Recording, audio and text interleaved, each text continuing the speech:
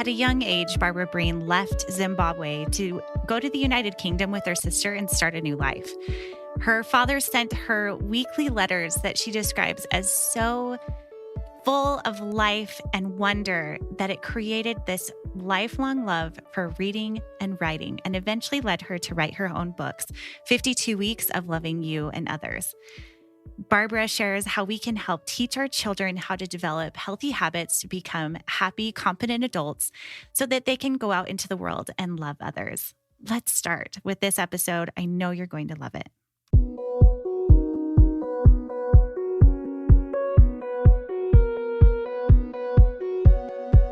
So you want to make an impact. You're thinking about starting a business, sharing your voice. How do women do it that handle motherhood, family, and still chase after those dreams? We'll listen each week as we dive into the stories of women who know. This is Call Me CEO. Welcome back, everyone, to another episode of Call Me CEO. This episode is going to be extra special because I am here with author Barbara Breen, who has just launched a book called 52 Weeks of Loving You and Others. This book is all about teaching your children how to love themselves and others. And I cannot wait to dive into this story with you, Barbara, today. Thank you so much for being here. Thank you for having me. Lovely to be here. Now, I have to just talk about this right at the beginning. You live in the United Kingdom. I am a huge BBC fan. And so basically, I want you to talk this whole episode so people can hear your lovely accent. I love it so much. I don't know if I actually have a British accent at all, even though I've lived here forever. Sometimes I feel like my accent is neither here or there, but you can let me know if it sounds British. Well, whatever it is, I love it. It's beautiful. In fact, take me back a little bit because I know that you were born in Zimbabwe and you came to the United Kingdom at a very young age. Will you take us back to your roots a little bit and tell us how your life got started? Obviously. So I grew up in Zimbabwe. That's where I was born. And my sister happened to relocate to United Kingdom because of a friend who lived here, and we were close. So she said, "Well, do you want to come around, and see?" So I came to visit, loved it, and I was like, "Okay." And I just finished my my education there, which is advanced level. So I was like, "You know what? Let me come back and see if it doesn't work out. I can always go back." And back then things were fantastic. I know, Zimbabwe now there's a lot of things, but back then things were fantastic. So there were so many opportunities in Zimbabwe. It wasn't a case of you have to stay here. I had options to go and to university in Zimbabwe. So I came here, loved it, and I ended up, here, staying here, and I've been here over 20 years. That's wonderful. Now you are the mother of 2 children. Tell us a little bit about them. I've got an 11-year-old called Kiara, which is for Chiara.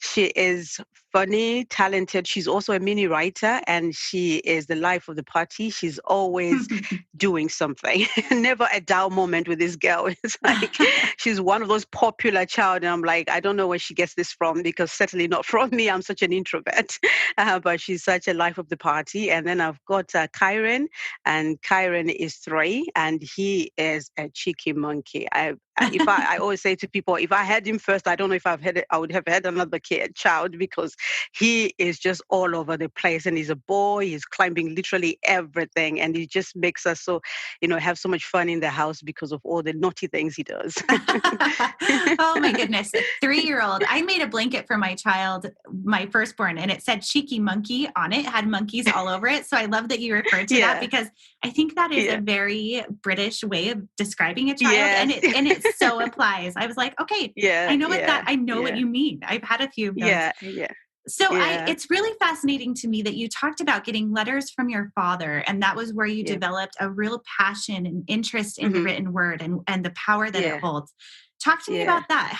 Where was your father? Where were you in that scenario? I think, was he back in Zimbabwe? And he was. Okay. So talk to me about that time in your life. So what happened, just to go back a little bit, because obviously I grew up in Zimbabwe. At that time, there wasn't really all this internet, all these telephones. We're talking years ago. So the most things you used to do was probably television, and television probably had only one channel or something like that.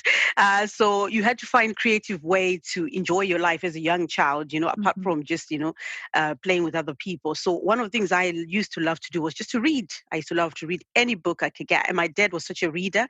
So he always had different books. So I was reading different books. So when I came here, and because then, again, mobile phones were just literally coming in.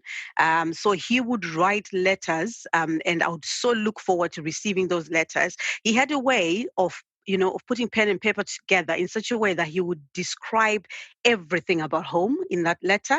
You would describe the birds, you would describe the house, you would describe the food, you would describe everything. So he knew that we were homesick, my sister and I. So he really wanted to just bring home to us. And, being obviously at that time I was a teenager when I moved here.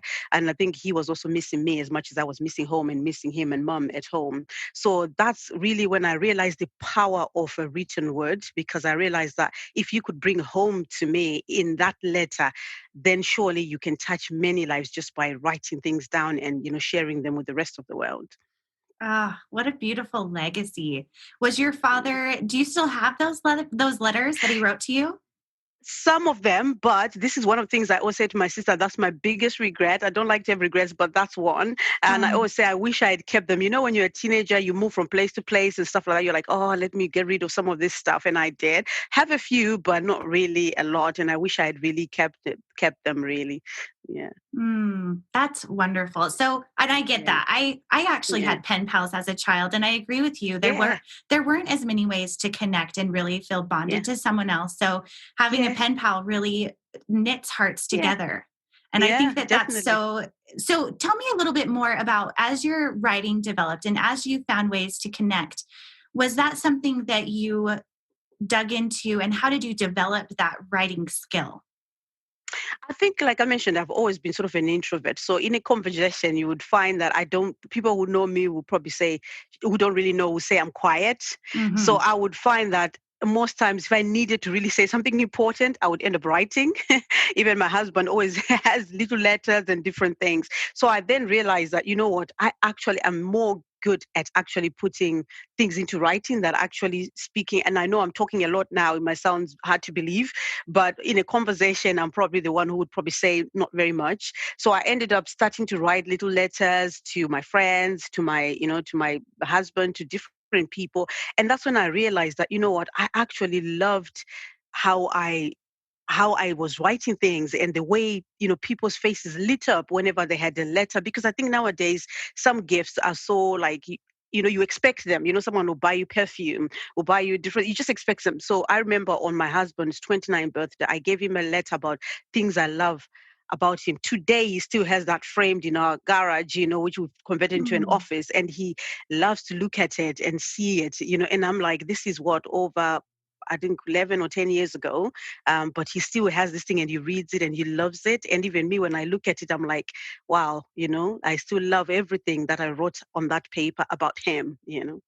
Oh, what a cool way to express your love to someone. I agree with you that it's so rare that we take the time to sit down, especially with pen and paper, more than the digital way of expressing love, and especially doing those things. I think that's something I would encourage everyone listening to write down things that you love about someone that means something to you in a physical way that they can connect with, because what a gift that has been for you. And for also him to be able to look and ponder. And I think a lot of times the words that we visualize and internalize become more and more real. So for you and between your husband, I would imagine that only strengthens that bond of love for both of you constantly. Definitely. Definitely. You're right. Yeah. Well, that's wonderful. So talk to me a little bit about being a writer, because, I've been writing a blog for the past more than 10 years. And there have been times that I will feel blocks of tapping into that creativity or really feeling like getting my point across. What are some ways that you've been able to get through writer's block or find ways to connect with what it is that you really want to say? I think for me, it was just starting, because I think sometimes you over process things, you want to write a book and you're over processing.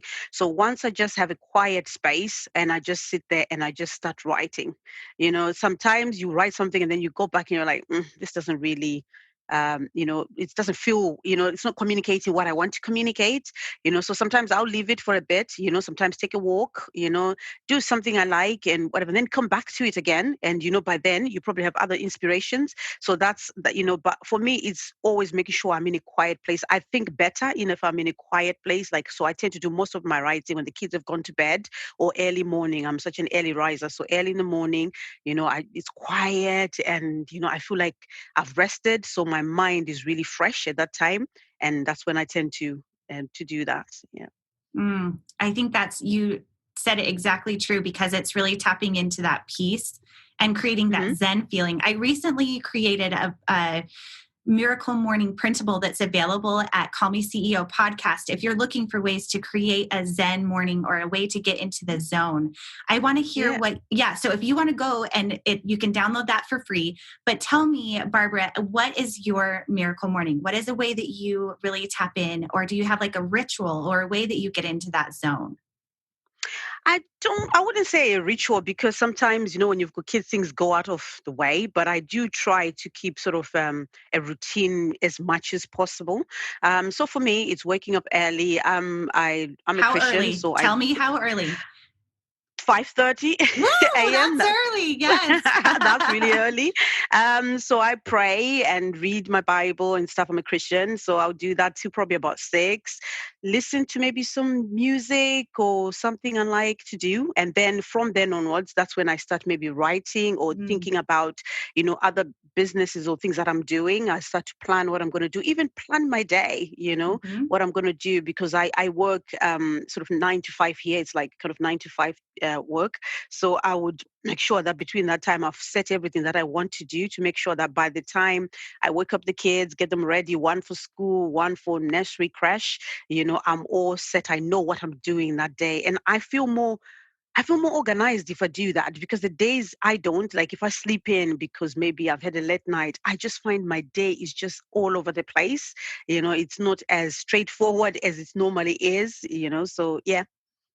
That's really interesting, because I don't know if you've read the book, The Miracle Morning, but you just talked about nearly every single thing that's listed in that book. To read, to write, to pray, and to set your intentions. And those are all the things that they say you should do to have a successful day. Not that I do them every day. I'm working on it. Yeah. I'm a work in progress. Yeah. But you've got it figured out without even having read the book. That's amazing. Yeah. Wow. Brilliant. So you said that you're doing another job on top of writing right now? Or when you say 9 to 5, what's the other job that you do? What I do is I don't know what you would say there, but basically it's like I commission packages for people who are in maybe care homes and different. That's why I'm a specialist in that. So my background is in the medical field. So I then trained to do that. So I work from home. So it just gives me that I can do everything on the computer. So even before the COVID, I was also working from home. So that was actually good in that way. So yeah. Okay. I'm a health professional, basically a health specialist. Yeah. I can totally attest to understanding that life when COVID hit. I have been working from home all of these years. And so it wasn't a big deal or an adjustment for me that way. Thank goodness. For many people, it has been. But I do get a lot of questions from moms who ask, because you work from home and you're balancing life with kids and with work, especially if they're at home with you, how do you create that balance so that you're able to manage both and still be able to get the things done that you need to get done? Because you're doing double duty. You're doing a 9 to 5. You're doing your passion of writing, and you're a mom. So talk to me about that. How do you figure that out? So for us, the beauty of it is that the creche, which is the nursery for the younger ones, the early younger ones, they are open. So they're able to go to the creche, because if he was here, I don't think I would be able to work, because he's got so much energy and you have to be having meetings and different things. It's just not going to work. So he's able to go to the creche or nursery. The other one is at school, but obviously she's 11, so she's kind of independent in that way. So what we do is we have a timetable of what to do. The school obviously also help in terms of they send in what to do as well. So sometimes I'll get her to sit next to me, where I'm working, so that we can all sort of, she can see me working, and then she's also working, and that way she doesn't feel like she's doing so much work than everybody else. And that way I can also supervise what she's doing, making sure that she's doing the work that she's supposed to be doing. You need to be organized. Definitely, because if you don't, you just find yourself getting very overwhelmed. It's really a lot, especially Monday to Friday. You just feel like I've not really, when the time they go to bed, you're like, whoo, Yes. 10 minutes to myself, as much as you love them, but, Yeah.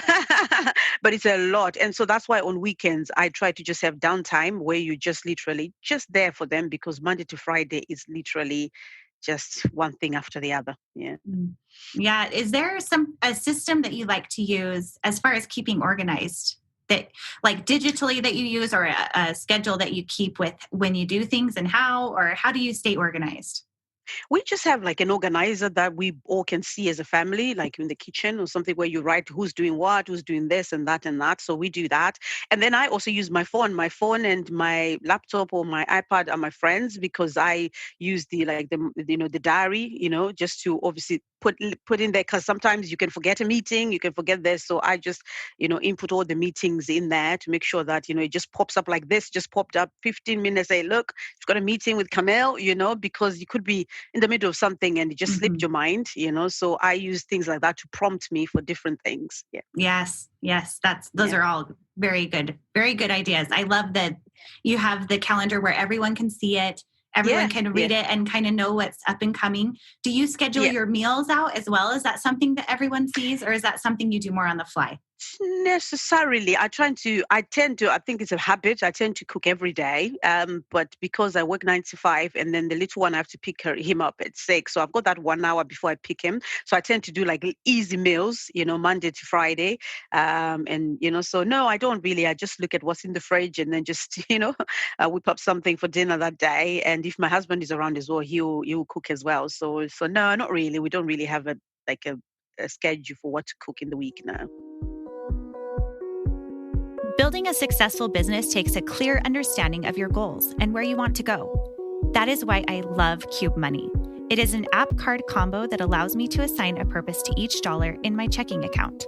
No more wondering where you stand in regards to your bills, because with each transaction, you make a mental check-in with your balance.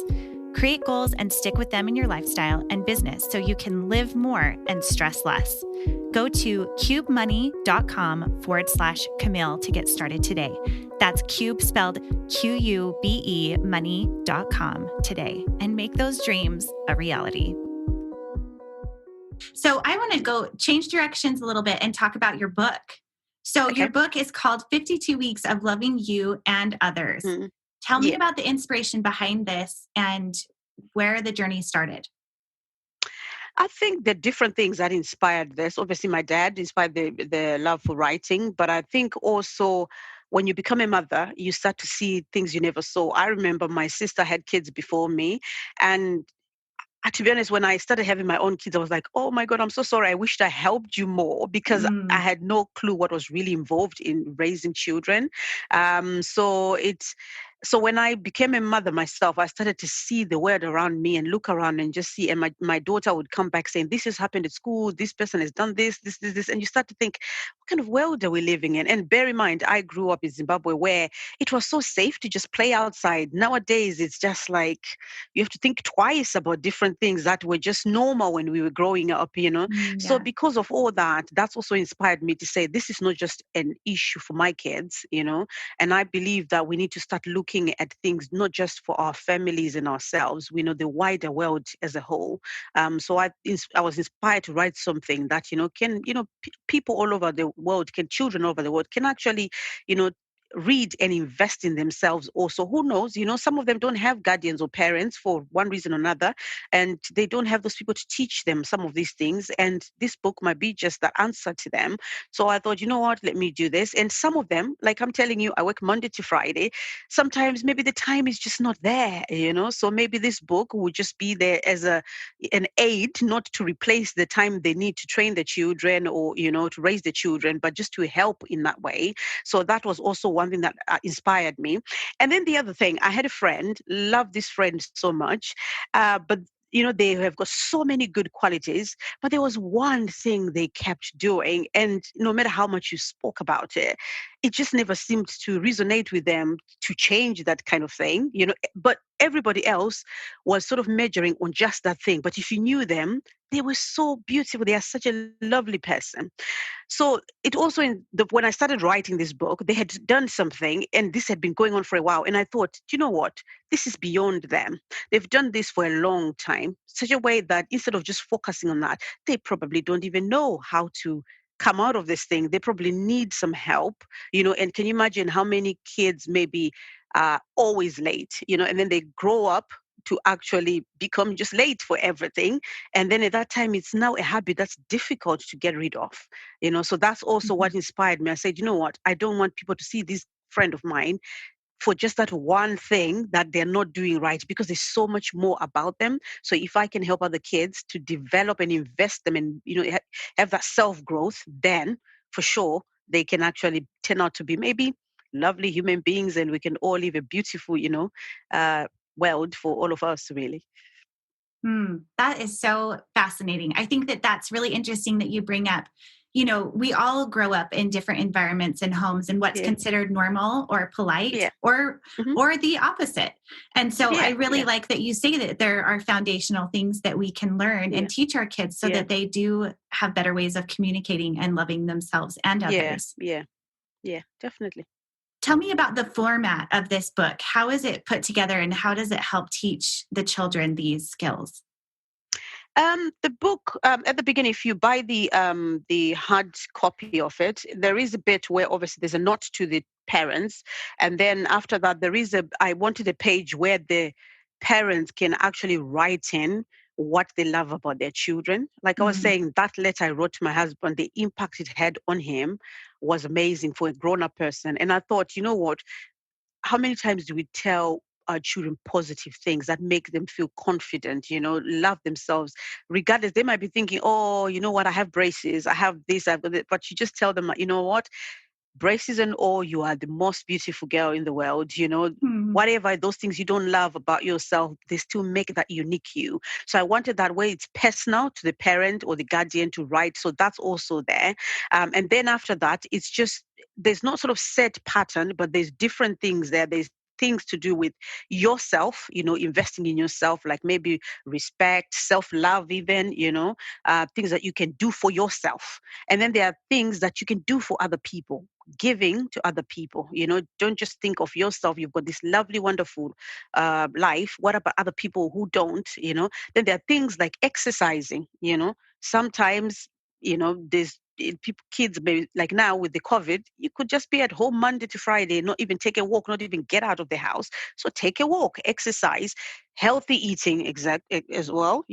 Those vegetables, like I'm always, knocking heads with my son. He doesn't like anything green. So I try to create different ways of including those vegetables in that meal, because they're important for him, So different things, sleeping, make sure you're resting very well. Like I've got my 11-year-old does not want to go to bed. She would rather just stay all night long, but it's making them understand that all those things are important for their growth. So that's really the book, really. Oh, you nailed on. You talked about so many things. That I have a son who recently, he's my most sensitive child. He's my third son. And we talk about the foundation of, we call them the five things that we need to do to be happy for our mental health. And you talked about each of those. It was eating healthy, talking about it, communicating about the thing that's bothering you, or having healthy conversation, exercise, and loving ourselves and others, and eating good foods, sleeping good foods, all those things. It's the foundation of a happy life. And I think that I'm curious now to hear what the thing was about your friend that you wanted to help them work on, if it was a behavior in one of those areas, or... It was more time management. Okay. Time management. Yeah. It was, they're always late for different things. And it was combined with communication. Even when they're late, they don't really communicate that they're going to be late and different stuff. So it's kind of really frustrating that you're waiting for them for hours and stuff. Or if it's 15 minutes, that's not going to be 15 minutes. You already know that if they say 15 minutes, that's 2 hours. So you kind of start planning, anything that you're going to do with them that, you know what, when they say 15, I have to add 2 hours to that really because I'm going to be waiting 2 hours if I get there for that time they've said, and it's not a good impression on people who don't know you. We know them, so obviously we know there are other good things about them, but if you meet someone for the first time, that's all they're going to remember, the fact that you were late 2 hours, and that first impression is so important. Is time management something that you talk about in the book? Yes, there is. Yeah. For kids as well, like waking up in the morning, like obviously, I do say that obviously schedule, because this is something I go through with my daughter. My daughter is so different to me. She loves when she's going to school, she will have a bubble bath, relaxing there. And you're like, but we only have 1 hour to get ready and do all these things. She likes to take her time and everything. So we have had to reschedule things to say, okay, you need more time because she loves to do all this. And we've actually then got to a point where we've had to say, okay, 15 minutes for this, 5 minutes for this. When she's brushing her teeth, she'll start dancing, doing this, da, da, da, da. So instead of putting 2 minutes, which is what the dentists recommend, brushing your teeth, we say, you know what, 5 minutes to add that 3 minutes of dancing and all the things that will be going on. So we ended up writing down that schedule, like this is what we do. And in the beginning, I said, you know what, I bought her a small little clock. I said, you know what, move around with this clock, even in the bathroom. Have a look at it. So if you wake up at 7 and you said you're going to bath for 20 minutes, 20 past 7, you need to be coming out of the bath, so look at this clock, so she was walking around with the clock and it really helped us to meet that, because we were always like, I was literally like almost screaming all the time, hurry up, hurry up, hurry up, hurry up, because she was always so behind with everything. And with this, she is now on time all the time, but it was not easy. We had to work over a period of time to actually get there. Oh, that's so fascinating. What a cool idea to have them walk around with a clock. I recently bought a little square timer where you can turn it one way or the other, where it's like 5 minutes, 10 minutes, 15 minutes. Yeah. I haven't been using it as well as I like to, but I have read before that children really don't have a good understanding or concept of time. And so to have her walk around with a clock, that's brilliant, because that really gives them a tangible way that they can look and see, this is what 15 minutes means, because I think they that's a skill that takes time. Yeah, exactly. It's a skill, and they are still children. And this is one of the things I wanted to point out in the book, because it's got lots of things to do with fun. I didn't want it to be like it's this way or nothing else. It's kind of like parents can adapt it to what works for them. This is what worked for us, but obviously you work it in such a way as to what works for you, but just have that bit of structure, in there, so that you help them to manage their time. That's all. Well, I am so excited to get my copy. I haven't got it yet. It was just released at the end of December. And as we're recording this is early January. You may be listening to it in March. Now, I know that you had said that you are writing a new book for women. Do you want to talk a little bit about that? Yeah, I actually started that book before this one. And then I ended up just getting almost putting everything into this book. And then I left that one. I think I'm left with like a chapter. I keep saying I will, but it was one of those books. When I was growing up, I always had, I don't want to say I'm a feminist in that way, but I think there were some parts of me that actually wasn't comfortable with some of the things I saw towards women. And especially growing up in Africa, there was a lot of where probably women didn't have a voice in a lot of things. But with this book, I was actually interviewing some people who are of different generations than me, who actually grew up in those situations. And yes, definitely, there were some that really were treated really not so good at all, because they were just women. And then there were some, when you talk about them, they actually didn't feel like they were actually sacrificing a whole lot, in as much as I would think that they were sacrificing a whole lot.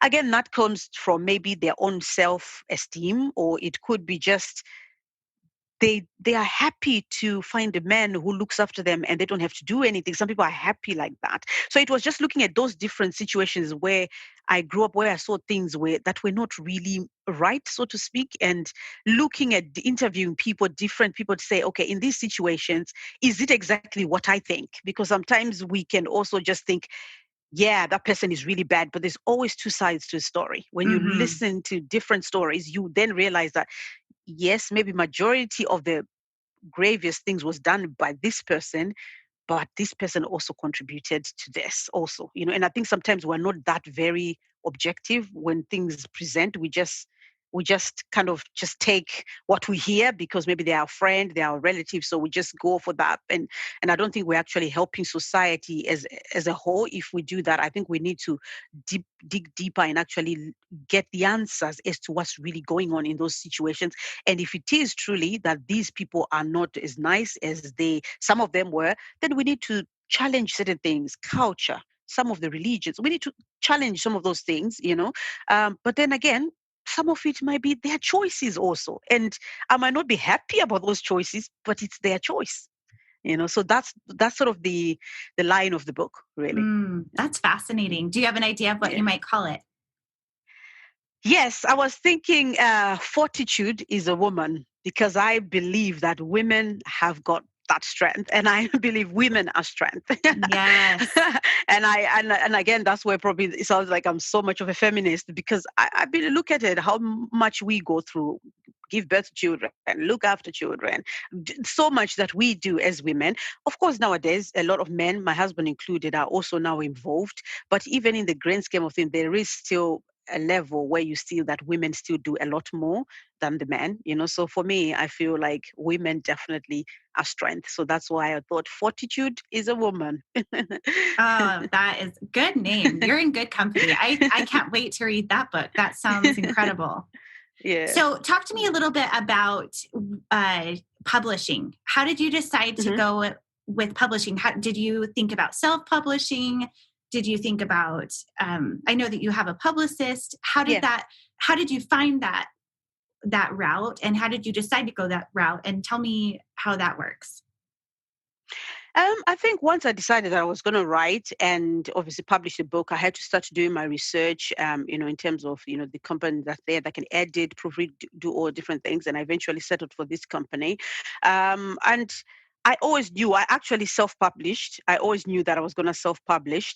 So I self-published on Amazon. At the minute it's on Amazon, though I'm looking to put it on the other sites as well. But I always knew I was going to self-publish. At that time when I actually wrote this book, I was more geared in terms of people that I know and are around me in my world. At least if I start from there, then if other people actually find it on Amazon, fantastic. But when I actually then went through that route, I realized that, what, my dream is kind of small. If I'm talking that I want to reach the whole world and I want people to know what's this book, then I need to look beyond just my friends and my family and all those people in my world. So in the end, that's why I got the press release and all that to actually, spread it out, even if it was 1-2 people, who knows? I just believe the people who end up reading this book really were meant to read it. And I believe they will really enjoy it and they'll learn a thing or two from it. So yeah, so I self-published, although I used an editor and to proofread and all that before I self-published. Yeah. Now, is Amazon doing the fulfillment with the printing? I know that they're doing like the shipping, they're doing the printing. Yeah. And is that, that's actually something I'm curious about, because I recently released a parent and child prompt journal called Time for Us. And I have been using a manufacturer to print and ship those products. But tell me about Amazon doing that, because do they take a big cut of that, or how much of the profits do they take for that? They do take a cut of it, definitely. So obviously you have to think about the pricing of it. But at the same time, for me, when you look at it, if you want to then make it so expensive to take that into consideration, then again, think about your audience. Are they going to then be able to buy it? Yeah. So I think you also look at it, I think from a business sense, you need to look at it like, is this a wise move? Just because they're taking a cut doesn't necessarily mean you have to raise your price so high, because people still need to be able to buy the book. Yeah. And if you have just maybe 1,000, 2,000 people buying that book on every month, you actually probably make more money than somebody who has the book so highly priced and they're only selling maybe 5 copies a month. So you have to look at all that. They do take a cut, definitely, but I think they take away that whole thing of just printing books and then they end up stuck with you, and you don't have anywhere to sell. I have a few copies for myself for friends who for some reason don't like to use the internet or whatever, and they wanted the book. So I ordered some copies so that, they can also, buy the book from me directly. I have a few copies like that, but mostly I just wanted that whole thing, that print on demand. So when you purchase the book, then they print it. And it's also electronic. So some people don't have to even have that print option because you can actually use it on your Kindle as well. You can buy it that way. Oh, so they're printing it on demand, so you don't have to pay for shelf space or anything like that. They'll print. No, they just print it and then directly. So if you order the book, they print it and then send it directly to you, and then they just take a cut from it for their printing and obviously deliver and all that. Yeah. Do they offer softbound and hardbound? They offer, yes, but I think for me, I just wanted paperback, which was just like that. Really, Mm-hmm. that's what I just want. Yeah, but there are different options that they offer you there. Yeah. Interesting. I'll have to look into that. Yeah, So, and working definitely. with a publicist, is that an expensive add-on, or how? There is some, yeah, definitely there is some expenses in Yeah. that. To be honest, I didn't think it was a whole lot, but again, this was my first book, and obviously considering what they have to do, because they also had to do the illustrations for me. Mm. So when you look at all that, and then they had to proofread, and obviously they send it to you, you have to look at it and say, are you happy? So it was 2 and 4 for a long time. So for me, there was a lot of hours spent to make it, to the final product. So for me, I didn't think it was very expensive, but there is some cost. Definitely, you have to be prepared that, when you're publishing a book, there's going to be some cost, definitely. Yeah. Well, I appreciate you. Those are questions I had. So I appreciate that. Yeah. And I know that there could be many who are listening right now who are interested in Yeah. publishing a book and getting started Yeah. and really taking that leap. What would Yeah. be a piece of advice that you would give to that person listening right now? I think do your research, find out the reviews about the different people that you're using. I think majority of times reviews actually tell you good things. I've gone to hotels that had bad reviews, and surely there were bad reviews when I got there. And I've got to some hotels that had good reviews, and they were surely, good reviews. So I think it's not always the case, but majority of the times I think it is. So look at the reviews of those company. If you know anybody who has used somebody, let them show you the work that they've actually done, Mm-hmm. but do your research. Don't just jump into the next, because remember, it's a business for them as well. So they're going to just want to also just say, look, I'm going to offer you these services and that, but you need to be happy with what they're offering. And if you're not happy with what they've done, keep going back. Like me, I kept going back for things I wasn't happy, because obviously at the end of the day, I want to release a product that I'm going to be proud of and I'm going to be happy with. It's my name on the book at the end of the day. So yeah. And what advice would you give to that author, that someone listening who wants to write a book, but they're a little nervous and they just haven't quite made that leap yet? What bit of advice would you give them now that you've been through the process? What is something that you wish you would have known, or that encouragement? I think you can do more than you actually think you can. And I think the only way you're going to know that is to just start. Like I say, sometimes we overprocess things. Oh, am I going to be able to finish it? Am I going to, different things you'll be thinking. Is it going to be a good book?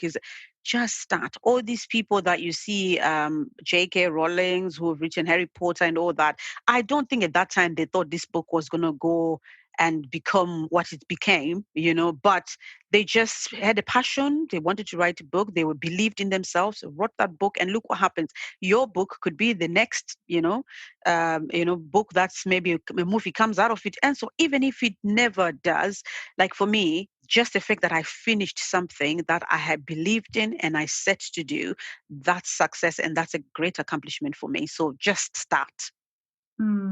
You absolutely have. And what a thing to be proud of. I mean, I think more than ever, our world needs love, and we need tools for teaching our kids how to love themselves, because it is only then that they can turn outward and really build the world better for the future. So I think that is such a gift. I'm so grateful that you interviewed with me today. It's been such a pleasure. It's been a pleasure as well. It's lovely. Thank you. That's all I can just say. Thank you. And, it's just nice to be here. Breath of fresh air, just relaxed atmosphere. Thank you very much. I'm so happy I did this podcast with you today. You're so welcome. Tell everyone that's listening now where we can go to support you and to help purchase your book. Okay, so the book is available on Amazon in different countries. So whether you're in United States, UK, France, everywhere, just go on Amazon and you can get it as an e-copy or you can get it as a paperback as well. So it's available. Just go. It's 52 Weeks of Loving You and Others. And remember, you need to love you before you can then love other people. So invest in you and then you can love other people. Amen. And are you on social media as well? What is your handle on Instagram? I am on Facebook. I haven't actually put the book yet on Facebook, but I am starting a YouTube channel and I'm just starting with sort of family, friends who have read the book, the kids who have read the book, just, to sort of share their experiences because I've got a lot of kids of my family, friends who are really excited, who started the book at the beginning of the year and they are really excited because of the little exercises that they have to do at the end of each week. So I'm going to be getting different children to just, come on the platform if they want to, if their parents are happy to do that. If not, they can just write in and we can read that anonymously, or also if they want to put their name there, we can do that. And just to see how it's been, what went right, what didn't go right, with that week. What did they learn? What are they going to do better? So we're going to be doing that week after week. So that's sort of coming in the next few weeks. What a gift. Well, I cannot wait to get started with my kids. Thank you so much, Barbara. I have had such a wonderful time. Thank you so much, Camille. I really enjoyed this podcast and I wish you all the best with everything that you're doing with the podcast and everything beyond. Thank you so much for having me. You're so welcome. Thank you for joining today's episode. I cannot tell you how much it means to me to be receiving your reviews. And when you share this to social media, please tag me so that I can reshare. That really means the absolute most to me. And today we have a review from Future Client that says, "It's refreshing to have a podcast that talks about how motherhood and being a CEO complement each other and are separate, all in the same sentence." I love this review so much because there really is a lot that goes into running a business and a lot that goes into being a mother. And this podcast is about celebrating both. This community is absolutely amazing. And if you found something helpful with it today, please share. That's how this podcast can grow. And I cannot thank you enough. We will see you next week.